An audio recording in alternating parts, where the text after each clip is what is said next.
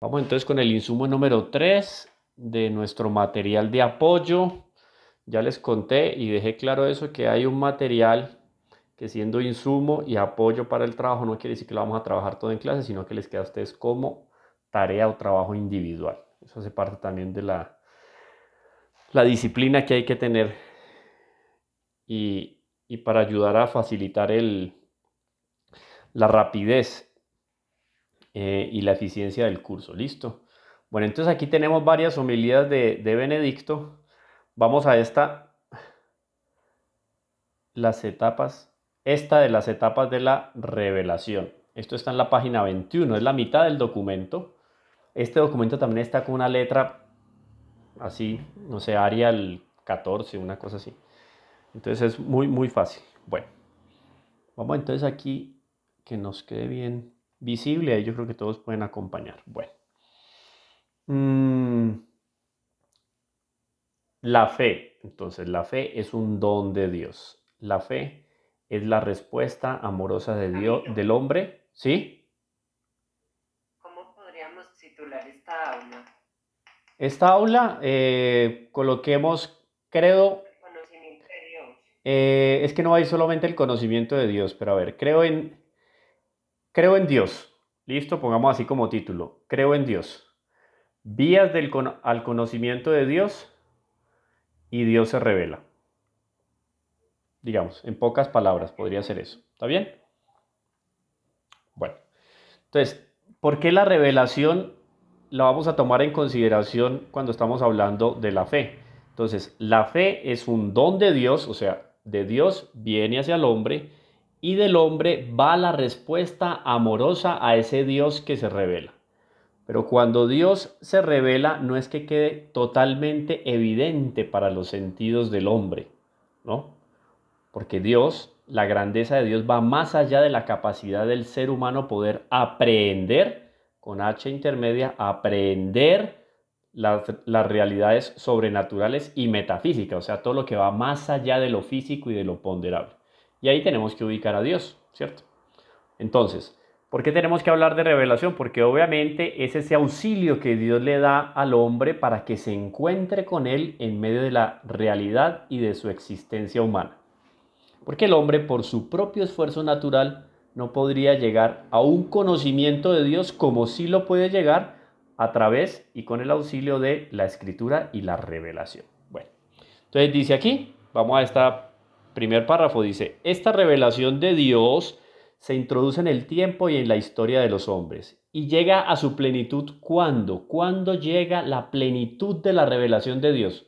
A ver, yo quiero ver aquí en el chat, primera pregunta del examen de hoy. Escribiendo, a ver, todos escribiendo. ¿Cuándo llega esa plenitud de la revelación de Dios? ¿Qué pasó? ¿Quién dijo yo? Uy, no. Mm, mm. Bien, muy bien. Más o menos. Muy bien, muy bien. ¿Quién más? A ver, a ver. Eso, muy bien. Ujú. La plenitud de la revelación llega en la plenitud de los tiempos. ¿Cuál es la plenitud de los tiempos? El momento en que la segunda persona de la Santísima Trinidad se hace hombre y habita en medio de nosotros. O sea, la plenitud de la revelación se da con nuestro Señor Jesucristo. ¿Está bien? Bueno, esta revelación de Dios se introduce en el tiempo en la historia de los hombres. Historia que se convierte en el lugar donde podemos constatar la acción de Dios en favor de la humanidad. La historia. Él se nos manifiesta en lo que para nosotros es más familiar y fácil de verificar porque pertenece a nuestro contexto cotidiano, sin el cual no llegaríamos a comprenderlos. El evangelista San Marcos, capítulo 1, versículo 15, se refiere a esto en términos claros y sintéticos en los momentos iniciales de la predicación, la vida pública de nuestro Señor. Y dice, se ha cumplido el tiempo y está cerca el reino de Dios. Esto es una proclamación de la plenitud de los tiempos. Lo que ilumina y da sentido pleno a la historia del mundo y del hombre empieza a brillar ¿dónde? La gruta de Belén. Es el misterio que contemplaremos dentro de, pues sí, de poco, también ahora en Navidad, porque este año va volando. La salvación que se realiza en Jesucristo. En Jesús de Nazaret se manifiesta su rostro y pide la decisión del hombre de reconocerle y seguirle. O sea, todo lo que Dios había dicho en el Antiguo Testamento iba a decir hasta el último texto del Nuevo Testamento, inclusive en todas las revelaciones privadas, porque la revelación pública está cerrada con la Sagrada Escritura. Y las privadas pueden ser manifestaciones o revelaciones místicas que Dios le da a hombres y mujeres a lo largo de la historia. Todo lo que tenía para decirlo ya está ahí, en esa persona, la segunda persona de la Santísima Trinidad que se hace hombre. La revelación de Dios en la historia para entrar en relación de diálogo, de amor con el hombre, da un nuevo sentido a todo el camino humano. No existe, ni existió, ni existirá algo parecido con ese encuentro histórico que Dios tuvo con el hombre en la encarnación. La historia, ahora bien, por ese mismo acontecimiento tan especial, no es simplemente una sucesión de siglos, de años, días, no, sino que es el tiempo de una presencia que le da pleno significado y le abre una sólida esperanza. ¿Cuál es esa presencia significativa a lo largo del tiempo? La presencia del propio nuestro Señor Jesucristo. Presente en la palabra escrita, en la transmisión y en la fe, la experiencia vivida por el pueblo de Israel en el Antiguo Testamento. En el Nuevo Testamento, por su vida pública y posteriormente por el testimonio de sus contemporáneos. ¿Dónde podemos leer las etapas de la revelación de Dios? La Sagrada Escritura es el lugar privilegiado, la fuente principal para descubrir los acontecimientos de este camino. Y desearía más, una vez, invitar a todos al Año de la Fe a tomar más frecuentemente la Biblia, a leerla y meditarla. Bueno, está bien. Leyendo el Antiguo Testamento, podemos ver cómo las intervenciones de Dios en la historia del pueblo que se ha elegido y con el que hace alianza no son hechos que pasan y caen en el olvido, sino que se transforman en memoria y constituyen juntos la historia de la salvación. Entonces el hecho de que Moisés haya salido con el pueblo elegido de Egipto, el hecho de que Elías se haya levantado contra Jezabel y haya destronado de los púlpitos religiosos a Baal y a todos sus secuaces, eso no es simplemente un acontecimiento histórico, eso está relacionado con el plan de salvación y con la propia vida de nuestro Señor Jesucristo y de cada uno de nosotros porque hacemos parte del cuerpo místico de Cristo. Constituye entonces historia de la salvación, todos esos acontecimientos, mantenida viva en la conciencia del pueblo de Israel a través de la celebración de los acontecimientos salvíficos. Entonces la Pascua, la salida del pueblo, pero es la salida de la esclavitud o la salida del pecado a la santidad. Así, en el libro del Éxodo, el Señor indica a Moisés que celebra el gran momento de la liberación de la esclavitud de Egipto, la Pascua judía, con estas palabras. Es en el Éxodo capítulo 12, versículo 14. Dice: este será un día memorable para vosotros. Y en la persona del pueblo de Israel se lo está diciendo ¿a quién? A la iglesia, porque el pueblo de Israel en el Antiguo Testamento es una prefigura de la iglesia católica. Antigua alianza, pueblo judío. Llega la plenitud de los tiempos, se corta esa antigua alianza y nace una nueva alianza, ¿no? ¿Cuál es la nueva alianza? La que Jesús hace con el pueblo cristiano, con la iglesia. De generación en generación, como ley perpetua, lo festejaréis. Así pues, para todo el pueblo de Israel, recordar lo que Dios ha ordenado se convierte en una especie de imperativo constante para que el transcurso del tiempo se caracterice por la memoria viva de los acontecimientos pasados, que así, día a día, forman de nuevo la historia y permanecen presentes. Ahora, en el libro del Deuteronomio, recuerden, hace parte del compendio del Pentateuco, Moisés se dirige al pueblo diciendo, esto es el capítulo 4, versículo 9. Guárdate bien de olvidar las cosas que han visto tus ojos y que no se aparten de tu corazón mientras vivas. De no olvidar, faltó el no olvidar ahí.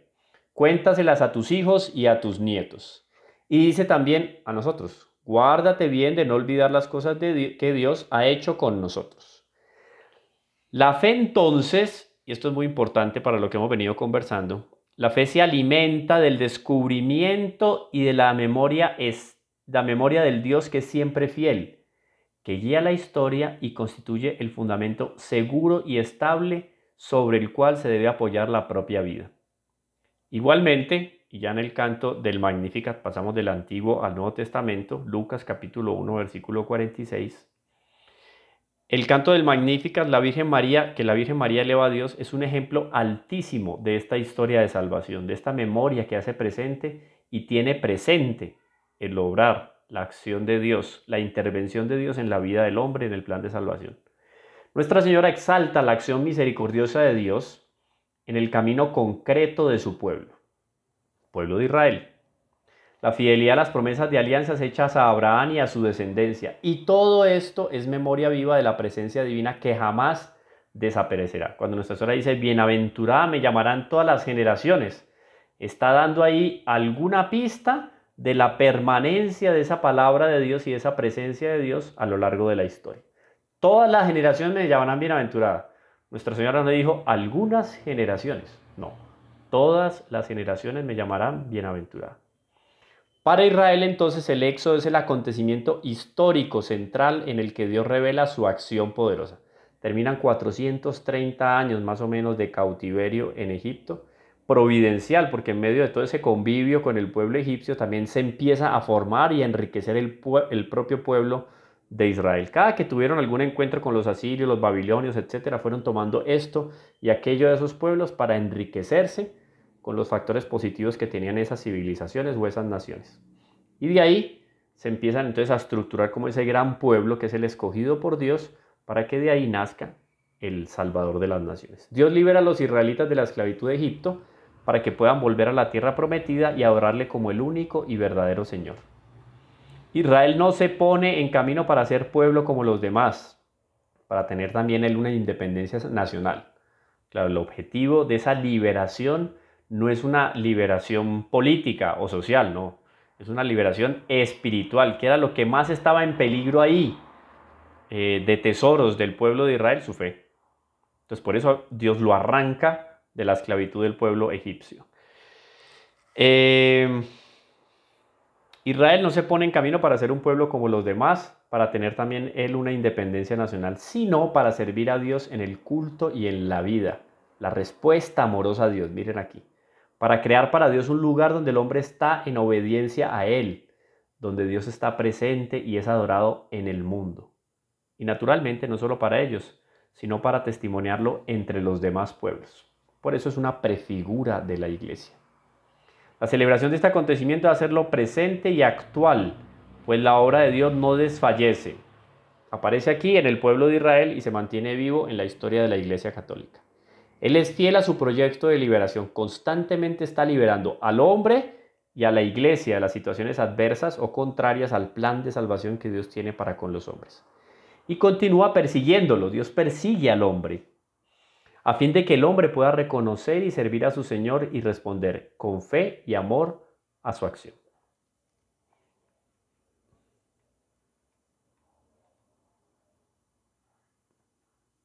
Vamos a la siguiente página. Aquí donde cita el catecismo. El catecismo de la Iglesia Católica resume las etapas de la revelación divina mostrando sintéticamente su desarrollo. Numerales 54 a 64. Estos textos así que son más cortos, ustedes los pueden imprimir y después rayar, anotar, etc. Porque este, por ejemplo, no se puede marcar la letra ni subrayar. Entonces, no. Pero eso lo pueden hacer para que sea una guía también para después repasar. Dios invitó al hombre desde el principio a una íntima comunión con Él. Y aun cuando el hombre, por la propia desobediencia, recordemos el primer pecado de nuestros padres, desobediencia, orgullo e impureza. Dios invitó al hombre desde el principio a una íntima comunión con Él. Y aun cuando el hombre, por la propia desobediencia, perdió su amistad, Dios no lo dejó en poder de la muerte, sino que ofreció muchas veces a los hombres su alianza. Es bonito porque aquí empiezan, y muchas veces Benedicto hace eso, cita textos presentes en el misal romano, que terminan siendo antífonas, o aquí es, por ejemplo, hace parte de la plegaria eucarística número 4 del misal. El misal, por eso es tan rico en materia de historia de la salvación y de Sagrada Escritura. Dios no lo dejó en poder de la muerte, sino que ofreció muchas veces a los hombres su alianza. El catecismo recorre el camino de Dios con el hombre desde la alianza de Noé, tras el diluvio a la llamada de Abraham. Sale el politeísmo, pasa al monoteísmo, Abraham. A salir de su tierra para hacerle padre de una multitud de pueblos, tan numerosos como las estrellas y las arenas del mar. Después Dios forma a Israel como su pueblo, a través del acontecimiento del éxodo, Egipto a la tierra prometida. La alianza del Sinaí y el Dom, por medio de Moisés, de la ley para ser reconocido y servido como el único Dios, Dios vivo y verdadero. Entonces todo eso que los hombres tenían en su corazón, ya en la conciencia, y que hasta hoy en día los hombres tienen por naturaleza, en su conciencia grabada la ley natural que hace Dios, lo explicita en el Decálogo. Con los profetas, más adelante, Dios guía a su pueblo en la esperanza de la salvación. Conocemos, por ejemplo, con Isaías el retorno del exilio de Babilonia, llamado el segundo éxodo, a la propia tierra, la refundación del pueblo. Al mismo tiempo, sin embargo, muchos permanecen dispersos y así empieza la universalidad de esta fe. Entonces es interesante que a partir de esas pequeñas o de esas prefiguras de lo que fue la diáspora en el Nuevo Testamento de los judíos, cuando salen todos de Tierra Santa, diferentes dispersiones del pueblo que de alguna manera facilitan más adelante la conversión de esos pueblos al catolicismo y la expansión del evangelio. Al final ya no se esperaba un solo rey, al mismo tiempo, sin embargo, sí, al final ya no se espera a un solo rey, David, a un hijo de David, sino a un hijo del hombre, la salvación de todos los pueblos. Entonces, en algún momento el pueblo de Israel dice, no, nosotros queremos tener reyes, así como todos nuestros vecinos tienen reyes, ¿cómo así? Entonces Dios dice, listo, entonces les voy a dar un rey. Les da a Saúl, después de Saúl viene David, después de David Salomón y así, toda la descendencia hasta nuestro Señor Jesucristo. La intención última y primera de Dios, ¿cuál era? Que esos reyes fueran una prefigura de aquel que iba a salvar a la nación de Israel. No salvarla de problemas y dificultades sociales, políticas o económicas, no, mucho más allá. Venía a salvarlos del pecado. Se realizan encuentros, vamos por aquí, se realizan encuentros entre las culturas, primero con Babilonia y Siria, después también con la multitud griega, así ven cómo se va enriqueciendo el pueblo. Y vemos cómo el camino de Dios se amplía, se abre cada vez más hacia el misterio de Cristo, el Rey del universo. En Cristo, con eso terminamos, en Cristo se realiza por fin la revelación en su plenitud. ¿Sí ven? La plenitud de la revelación está en nuestro Señor Jesucristo.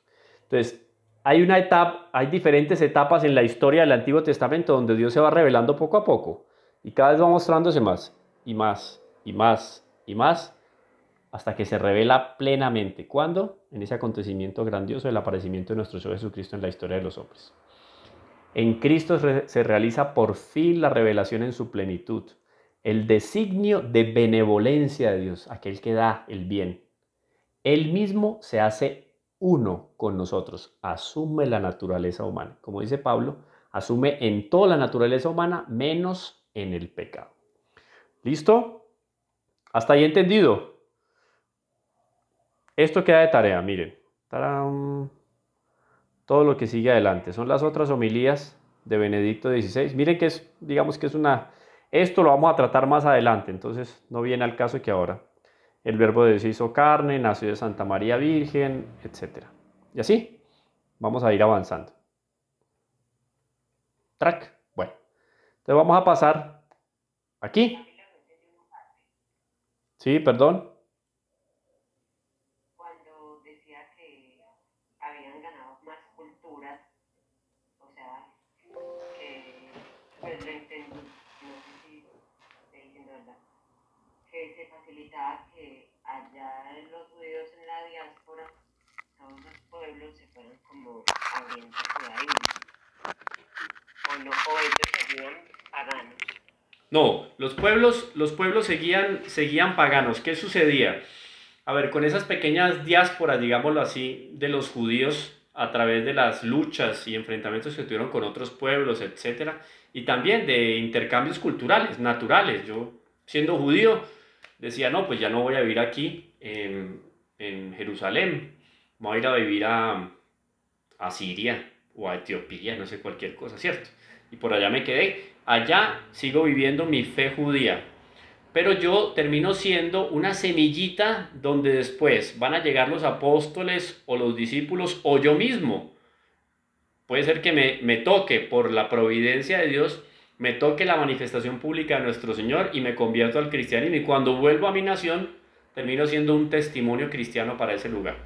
Entonces digo providencial porque entonces como quedaron algunos judíos en diferentes pueblos, pues terminan siendo puntos de referencia para que después esa expansión de la iglesia sea mucho más universal. ¿Está bien? Sí, quedó claro, Felipe. Sí, como lo que pasó con la samaritana en el diálogo, que ella le decía, sí, yo sé que va a venir un Mesías, No, algo claro, así. inclusive por eso la epifanía de nuestro Señor con los Reyes Magos, ¿no? Que si bien podrían ser reyes o no, y bien podrían ser magos o no, eran grandes figuras y personajes de diferentes lugares estratégicos de lo que se conocía de civilización en la época. Y ellos ya conocían, o por judíos, ¿no? Que eran fieles a esas profecías y que contaban en esos pueblos, o por la misma tradición pagana, que por su propia naturaleza humana tenían ese vínculo con Dios que les decía, va a llegar el momento en que esa salvación, porque es que antes de Moisés y que existiera un pueblo propiamente llamado el pueblo elegido, pues todas las naciones conocían algo de esa revelación única que se fue haciendo como un compendio en la ley de los judíos, pero todos tenían algo aquí, de que mis padres les habían dicho, me habían dicho, me habían dicho, me habían dicho, me habían dicho, ¿por qué? Porque venían en el fondo de qué? De un primer pueblo, ¿sí? Entonces todos por tradición esperaban la venida de ese Salvador, porque la promesa de la salvación viene ya desde el Génesis, ¿sí? ¿Está bien? Bueno, vamos entonces, ¿sí? Claro, ¿no?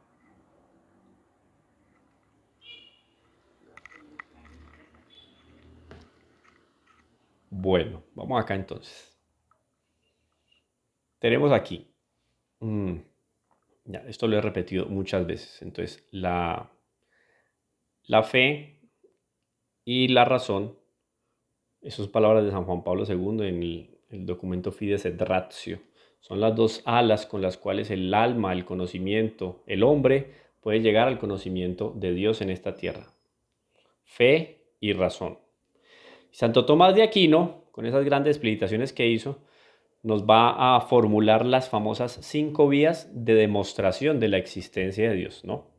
Para que después no vengan a decir Feuerbach, Marx y no sé cuántos pseudofilósofos y los famosos filósofos de la sospecha que la religión es el opio del pueblo, que la religión lo que hace es compilar una serie de sueños y anhelos de la humanidad y que no tiene los pies puestos en la realidad, no. Aquí no. Eso está totalmente refutado. Dice entonces Santo Tomás en estas 5 vías de la existencia de Dios. Creo en Dios Padre, ¿no? Creo en Dios. Y dice aquí el texto, vamos a ver entonces cuáles son esas 5 vías, esos 5 caminos para el conocimiento de Dios. Primero, el argumento del movimiento. Miren esto, son palabras de Santo Tomás de Aquino. La realidad del mundo está en movimiento. Yo no sé, los que viven aquí en Medellín vieron la tormenta que cayó hoy en la tarde. En otros lugares un calor así tórrido. Bueno, movimiento de gases en la atmósfera, el movimiento de la propia naturaleza, la ley de gravitación universal, las masas, etcétera, acción, reacción, todo eso, movimiento. El mundo está en movimiento, está en cambio. Exige la existencia de un primer motor inmóvil. Esto es una idea que ya tenían los griegos, inclusive, principios físicos que los griegos tenían ya en su cabeza. Porque no es posible fundarse en una serie infinita de iniciadores del movimiento. ¿Por qué se movió? No, porque algo lo movió. ¿Y qué movió a ese algo? No, tiene que haber un punto inicial. Eso responde a la pregunta de la razón humana. Tiene que haber un primer motor, el motor inmóvil. Las cosas están en movimiento porque han sido movidas por otro ser anterior, ¿no? Causa, efecto. Y ese ser anterior está en movimiento por otro ser que lo había movido a él. Y ese ser anterior por otro. Y hay una cadena de movimientos en el mundo. Pero si no hubiese existido un primer motor inmóvil y hubiese comenzado el movimiento en el mundo, no habría ningún movimiento en el mundo. Tiene que haber un primer ser inmóvil que le haya dado el movimiento al resto del mundo. Esto es un principio filosófico que fortalece la creencia en un Dios que está más allá de la naturaleza. ¿Está bien? Creador de la naturaleza. Ese es el principio, la vía de Santo Tomás relacionada con el movimiento. Ahora, el segundo principio de Santo Tomás, esta vía de conocimiento de Dios. La vía de las causas eficientes. Vamos a ver entonces qué quiere decir eso.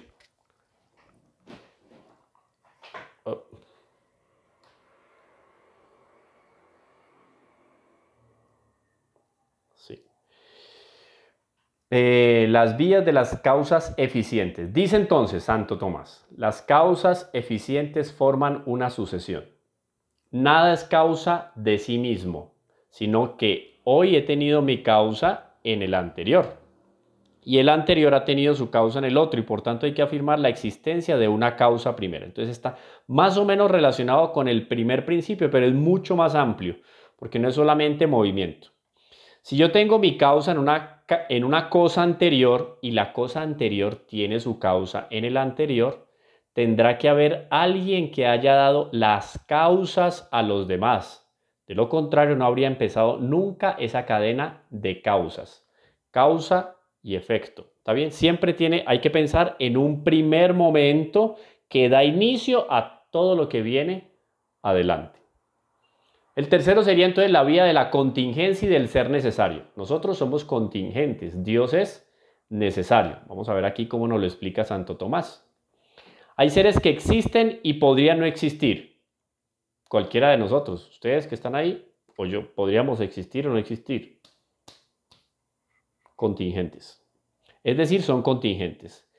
Es forzoso, es necesario que exista un ser necesario. ¿Por qué se coloca aquí forzoso? Porque quería redundante. Es necesario que exista un ser necesario, no. Es forzoso, a fortiori, que exista un ser necesario, ya que de otra forma lo posible no sería más que posible, pero no es realidad. Por eso es necesario que exista Dios, ¿está bien? Y una de las perfecciones de Dios es la existencia.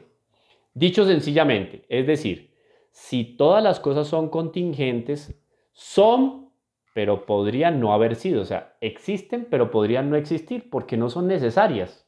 Como ustedes, como puede ser un árbol, como puede ser una montaña, es contingente. Podría no existir, no es necesaria. Pero podría no haber existido. No se explica el mundo. Tendría que haber algo que sea necesario y que haya hecho que las cosas que podrían haber sido o no podrían haber sido hayan comenzado a ser. O sea, aquel ser necesario que existió desde siempre y que le dio la existencia a esas cosas que bien podrían no ser. O sea, ¿quién tomó la decisión de darle el ser a las cosas? Un ser necesario. Es el único que puso ese principio y esa ley. Aquello que va a ser contingente es porque yo, que soy necesario, lo decido. Y la decisión de Dios es a partir de ¿qué? De un acto de caridad. Entonces todos los seres contingentes terminan siendo una consecuencia del amor de Dios. ¿Está bien? Repito entonces el título de esta vía de conocimiento de Dios. La vía de la contingencia y del ser necesario. Contingente, repito, todos aquellos que fuimos creados.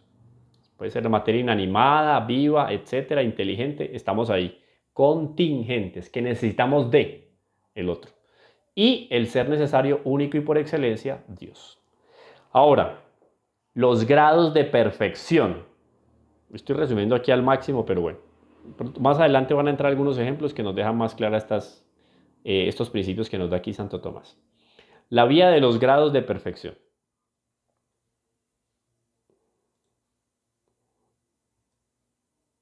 Puesto que todas las cosas existen según grados de bondad, grados de belleza, ¿no? Grados de verdad, inclusive verum, bonum, pulcrum. Debe existir el ser que posee toda perfección en sumo grado, respecto del cual las demás cosas se comparan y del cual participan. Entonces yo les decía la otra vez, Dios no es bueno. Decir que Dios es bueno es poco. Dios es la bondad. Todo lo que es bueno y que termina siendo un ser contingente, porque es creado, siendo creado, toda criatura es contingente. Toda criatura contingente que tiene algo de bueno es porque participa de un ser que es infinito, necesario, inmortal, y es la bondad. Todo aquel que es bueno participa de la bondad de ese ser necesario. ¿Está bien? Entonces, esas cosas se comparan. Yo puedo decir, ¿es buena por qué? Porque conozco el punto de referencia para mí es la bondad de Dios, aquel que da de sí para que los otros participen de esa bondad. ¿Sí? En el Evangelio de hoy está muy claro eso. Cuando el hombre rico le dice a Jesús que puede hacer bueno, ahí se ve claramente. ¿Cuál es la respuesta exacta? ¿Usted recuerda, don Hugo? Sí, claro, le dice que bueno solo hay Dios, se lo dice muy claramente. Ahí está, porque entonces... Y mire que eso le da respuesta a las otras vías que Santo Tomás nos estaba presentando, del movimiento, porque de alguna manera en esa manifestación de Dios o en esa participación que Dios le da a las criaturas de su bondad, hay movimiento. Esa generosidad es un movimiento en un plano espiritual. Cuando hablamos de causa y efecto, ¿cuál es la causa de la bondad de las cosas? O esa participación en la bondad de Dios. Obvio, es el mismo Dios que es la bondad. Y así sucesivamente. Bueno, él viene a decir, si todo tiene una graduación, tiene que existir el ser que tenga la graduación máxima. Y este es Dios, aquel que tiene la plenitud, que es la suma belleza, la suma verdad y la suma bondad. Entonces aquí tenemos pulcrum, en latín, belleza, ¿no? El esplendor de la belleza es el pulcrum, por eso la pulcritud. La pulcritud viene de esa palabra latina, pulcrum, ¿no? La suma belleza, pulcrum. La suma verdad, verum, con V y termina en M, verum. Y la suma bondad, bonum. Bonum, verum, pulcrum. ¿Está bien? Son los trascendentales del ser. Eso algún día lo vamos a conversar también. Es muy bonito. Bueno, entonces todo eso está en esencia. ¿Y en máximo grado en quién? En Dios. Entonces todo aquello que podemos decir que es bello es porque refleja algo de Dios. Todo lo que decimos que es verdadero es porque refleja algo de la verdad con B mayúscula que es Dios. Y todo aquello que podemos decir que es bueno es porque participa o refleja algo de la bondad de Dios. ¿Está bien? Bueno, esos son los grados de perfección. Ahora el argumento del orden o la finalidad. Y esta es la quinta vía del conocimiento. Existe un diseño o un fin en el mundo, por lo que hay que concluir un ser inteligente que haya pretendido la finalidad que se observa en el universo. Un orden increíble. Hay un video, yo voy a ver si lo encuentro y se los envío. Es un video que relaciona las grandes distancias y la materia a las grandes distancias casi infinitas o inefables en el universo, etcétera, sí, a gran distancia. Y después las grandes distancias en la pequeña materia, o sea, al entrar en la materia. Les hago una explicación para que ustedes se den cuenta. En los observatorios modernos de astronomía, ¿qué hacen? Y de astrofísica, etcétera. ¿Cómo observan el universo? Entonces, hacen unos lentes, construyen unos lentes, ¿no? Así, en grandes alturas, montañas, un lente que refleja el cielo, toda la concha del cielo. Refleja los astros, las constelaciones, etcétera, quedan ahí. ¿Y qué hace el observador? Entonces el observador ya no va a colocar un gran telescopio, sino que va a colocar un microscopio potente. Y en ese microscopio potente empieza a observar el universo en ese gran espejo que lo refleja. Entonces, cuando nosotros nos vamos a la materia pequeña, sencilla, coge usted un grano de azúcar y empieza a analizarlo con un microscopio potente, va viendo que hay yo digo grandes distancias entre paréntesis, porque entre más potente sea el microscopio, más grande va a percibir la materia dentro de ese pequeño granito de azúcar. Entonces hay una comparación muy interesante en un video que muestra esas grandes distancias en la atmósfera y esas grandes distancias dentro de la misma materia. O sea, es una cosa increíble. Ahora, todo eso tiene un orden, ¿no? Entonces están las moléculas, están los átomos, están los neutrones, protones, etcétera, tal. Están los campos electromagnéticos. Existe todo un diseño o un fin en el mundo por lo que hay que concluir que un ser inteligente haya pretendido la finalidad que se observa en el universo. Un orden increíble, las estaciones, las aguas, los animales, etc. En este mundo hay un orden grande, es más, existe con un fin como un fin en el universo. El universo, el mundo, tiende hacia él. El hombre es el rey de la creación y todo el universo está al servicio del hombre y ha de haber un ser inteligente que haya dado a este mundo este orden, las leyes y la finalidad. Estas son las 5 vías de Santo Tomás, pero ha habido otros intentos de explicar la existencia de Dios, etc. Hay algunos argumentos de San Anselmo, eso no lo vamos a comentar acá. Estas serían rápidamente las 5 vías de Santo Tomás de Aquino. Repito rápidamente, la primera, el movimiento, causas eficientes, contingencia y ser necesario, los grados de perfección y el orden del universo. Yo veo el orden y digo, como cuando veo un cuadro, yo digo, esto no fue pintado al azar. Imagínense, yo coger todas las letras, la suma de las letras. Tengo aquí en una caja gigante, en letras, toda la obra de Don Quijote. Lo meto aquí en una caja. Empiezo a batir la caja. Hagamos el cálculo, ¿cuántas veces tendría yo que tirar y recoger las fichas o las letras dentro de esa caja para que se me pueda formar toda la obra de Don Quijote de manera ordenada? Eso al azar no funciona, tiene que haber una mente inteligente que coge cada uno de esos tipos, las letras, y las va ubicando de tal manera que forman palabras, forman frases, párrafos, páginas, capítulos, hasta que se forma la gran obra de Don Quijote, pero al azar. Ah, no, pues es que eso es lógico que lo está hablando de la obra de Don Quijote. ¿Cuántas letras tiene? Bueno, listo. Hagámoslo con la palabra, con una frase muy sencilla. La vía de los grados de perfección. Coja esas letras de esa frase, métalas en una caja, bata, a ver si por azar usted es capaz de componer toda esa frase con sentido lógico. Es necesario una inteligencia. Lo mismo cuando yo veo la creación. Yo me remito a eso, a la necesidad de que exista una inteligencia que haya creado, y no solo que haya creado, que además mantenga y sustente, ¿no? Subsidie la existencia en las criaturas y en el movimiento de las criaturas. Se llega entonces al conocimiento de Dios. ¿Está bien? Bueno, el resto les queda a ustedes ahí para que estudien, lean con calma, un lenguaje muy cercano, muy aterrizado. Así que por ahí les dejé un video también, aquí les estoy mostrando.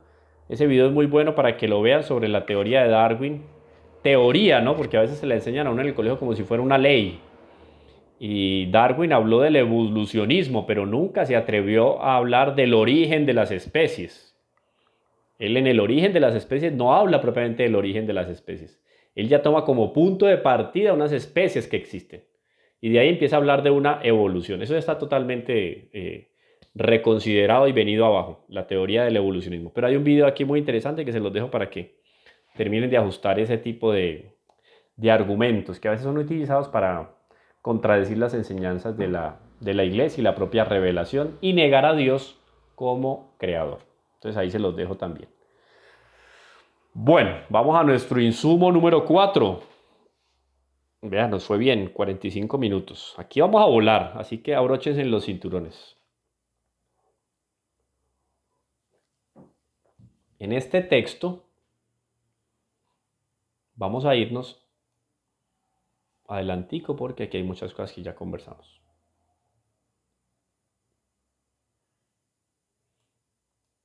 Miren la fe.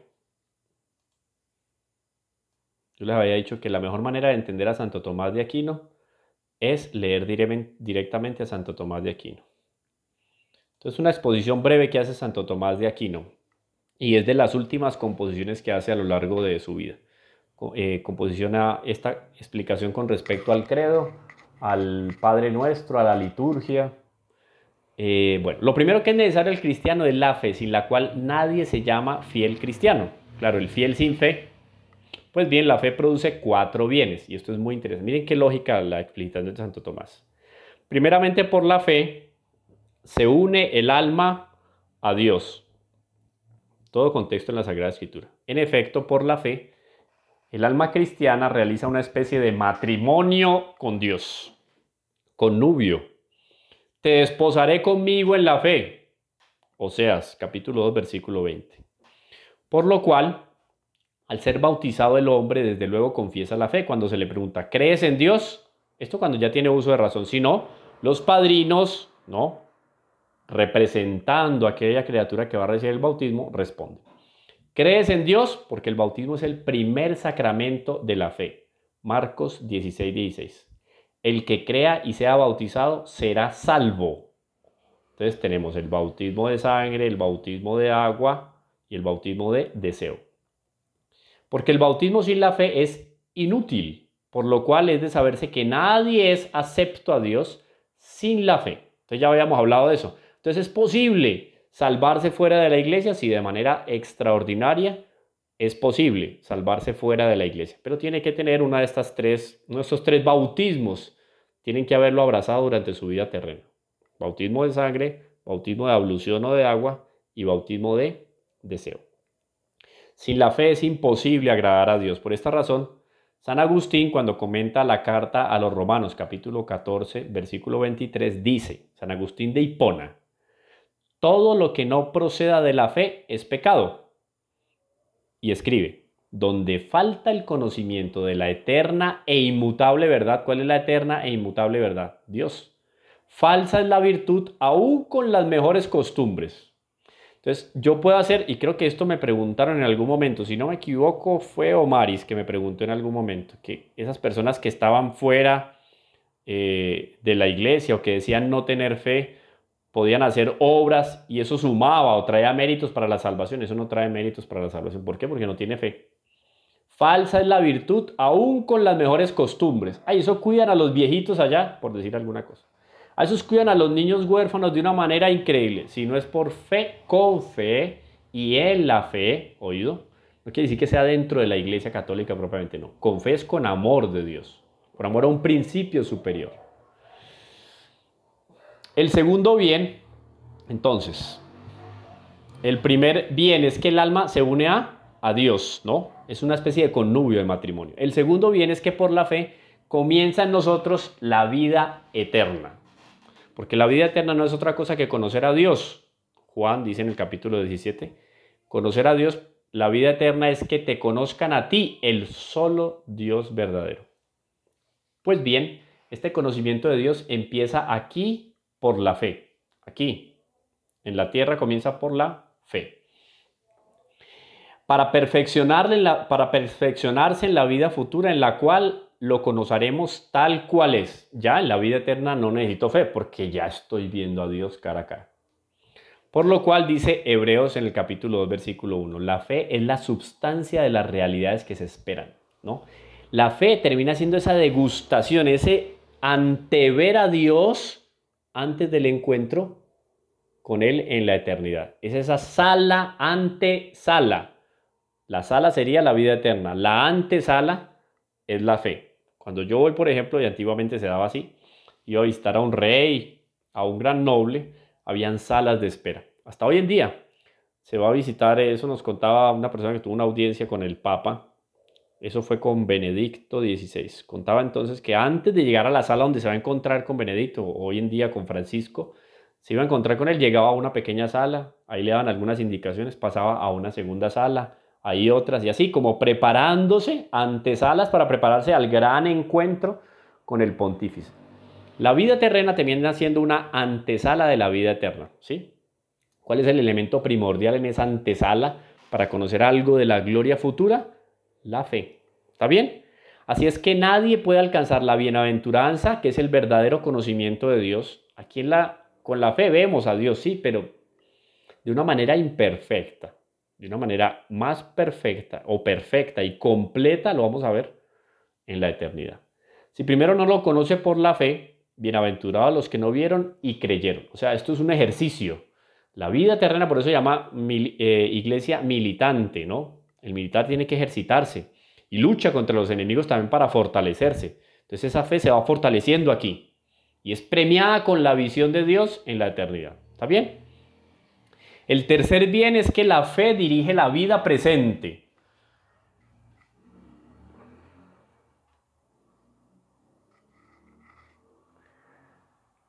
El tercer bien es que la fe dirige la vida presente. En efecto, para vivir es necesario que el hombre sepa qué cosas son necesarias para vivir.